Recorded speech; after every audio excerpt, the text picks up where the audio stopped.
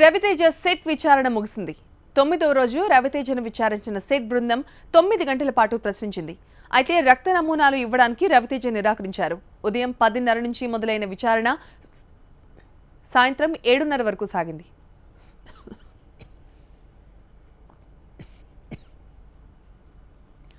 ఉదయం 10 గంటలకు అబ్కారీ భవన్ కు వచ్చినప్పుడు నవ్వుతూ చలాకీగా కనిపించిన రవితేజ వెళ్లేటప్పుడు మాత్రం చాలా సీరియస్ గా కనిపించారు. లిఫ్ట్ దిగి మీడియాకి నమస్కారం చేసి గంభీరంగా వెళ్లిపోయాడు. దీన్ని బట్టి చూస్తే రవితేజను వరుస ప్రశ్నలతో ఉక్కిరిబిక్కిరి చేసినట్టు కనిపిస్తోంది. ఇక రేపు రవితేజ డ్రైవర్ శ్రీనివాస్ రావును ప్రశ్నించనుంది ఎక్సైజ్ ఎన్ఫోర్స్మెంట్ ప్రత్యేక దర్యాప్తు బృందం.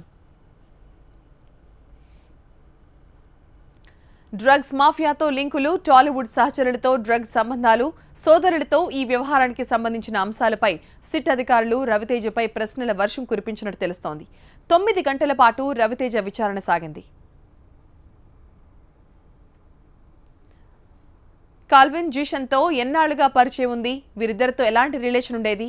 ఈవెంట్లో ఆడియో ఫంక్షన్లో కాల్విన్తో మీకు పనేంటి? డ్రగ్స్ మీరొక్కరే తీసుకునేవారా? మీకు సహచరులెవరు? వంటి ప్రశ్నలు సిట్ లిస్ట్లో ఉన్నాయి.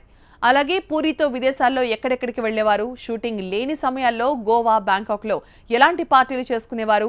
పూరి ద్వారానే చార్వి, ముమైత్ పరిచయం అయ్యారా? మీ సోదరులతో డ్రగ్స్ రిలేషన్ ఉందా? భరత్ మీకోసమే డ్రగ్స్ సప్లయర్గా అవతారం ఎత్తాడా అన్నది నిజమేనా? రఘుకు ఇంటర్నేషనల్ డ్రగ్స్ మాఫియాతో లింక్స్ కొనసాగుతున్నాయా?